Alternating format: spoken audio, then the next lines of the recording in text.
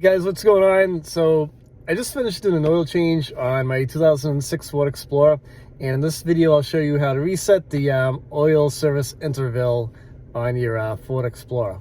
Before we get started, remember to subscribe to the channel, ring the bell, and subscribe to all of our notifications. That way you'll get a heads up when we upload a new video.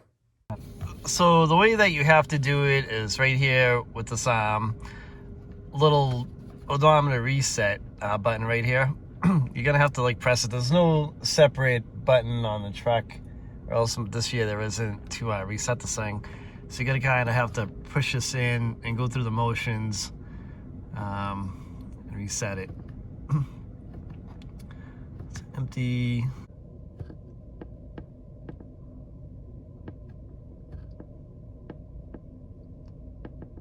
So it says oil change required.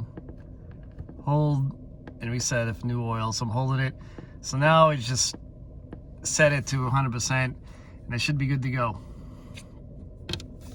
This also goes through like a little bit of a systems check. It says all doors closed, exterior lamps are okay, brake system okay, and